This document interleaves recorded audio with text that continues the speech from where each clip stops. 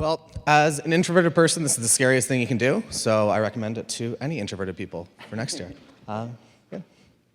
So how to travel the world for nearly free.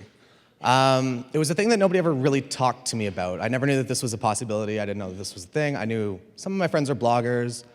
They made some money. They got some free things in exchange for some kind words. But yeah, so I'm going to talk about that. So this is me a couple years ago. I guess it's my second time. I don't. But yeah, as you can see by the view count, not many people watched it. This year, though, I have some confidence-enhancing facial hair, so I'm hoping things go better. This is a photograph of my dad and I. He's kind of the one that taught me how to travel. Every year, he would basically drive 20 hours from Toronto to Florida, and he kind of taught me that the destination is worth the journey. And then this year, I got to fly in a Hello Kitty airplane, which was pretty much the highlight of my life so far, I think. There's Hello Kitty themed toilet paper. The food is like Hello Kitties. So if you're ever in kind of Asia, I suggest it.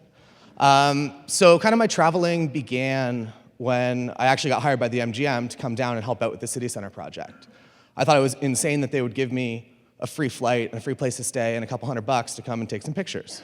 So I was back and forth pretty much every month for about 4 years. And the good thing, whenever you fly a lot, is that you get upgraded. So you get these beds, which is simultaneously the best and worst thing that can ever happen to you, because you have a bed on a plane and it's awesome, but you can never fly coach again. So I guess the first step for anyone that wants to kind of start getting these free flights is just get one of the rewards cards from whatever airline you pick. And just be 100% loyal to them and just start now and just do that. Put all your money through your business. And at some point, once you have a little bit of status, you can start getting these economy class ticket prices, but get upgraded into those bed seats or first class. But the bad news is that you have to fly a lot. And by a lot, I mean about 100,000 miles to have kind of the full unlimited upgrades, or 50,000 to get a couple here and there, which is basically 10 times back and forth, New York to LA a year. So it's kind of difficult. But the good news is that experiences and hotels, you can create value for them.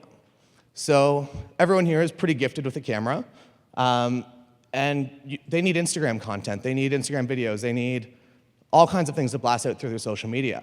So if you find a place that you like, go on to Sprout Social, or anywhere else that aggregates your statistics, your reach, find your YouTube, Snapchat, Instagram as well, and just start kind of blasting it out. I find that the easiest way is usually to find one of these boutique hotels that's maybe a smaller management, maybe has a pretty good social presence already, and just get in touch with them. Just go on Twitter and be like, hey, how do I get in contact with you? I'd like to talk. And usually they get back to you. This is a kind of the scale between how good Twitter is versus how good LinkedIn is for this. But sometimes if you research, you can find the exact person you need to talk to. And you can find their email address, and you can get right in contact with them. And you just offer them value. So whatever you can offer that's kind of within reason. So if you're spending 2 weeks at an all-inclusive in Aruba, maybe you're going to want to offer them a little bit more. Whereas if you're just looking for one free night, it's like maybe as many photos as I kind of take. And always ask to get kind of a little bit of exposure out of it, so have your everything tagged. Travel in the off-season, basically just don't take rooms away from guests that would be paying for rooms. And then another thing that a lot of people are probably pretty interested in here is just destination weddings, which is kind of, I guess, how I began. And the most difficult part with destination weddings is shooting your first one. And once you get your first one, they just kind of begin to come in. This is how hard it is to work at a destination wedding. This is me in a pool taking that picture. They're just a lot of fun. And you get to see so many new places with a purpose. And I find traveling with a purpose is the best. And this is, I guess, another plus, that if you happen to be in love with your second shooter, you get to go on these adventures together. We don't get to bring our bulldog Richard, though. He's pretty cool. Check out that scarf. Yeah, so I guess to kind of wrap up here, there are no rules to kind of this industry. Like, there's no book that you can go on and just kind of find.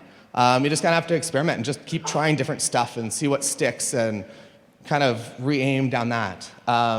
So this is a recent failure where I was trying to become the unofficial Taco Bell photographer of the year.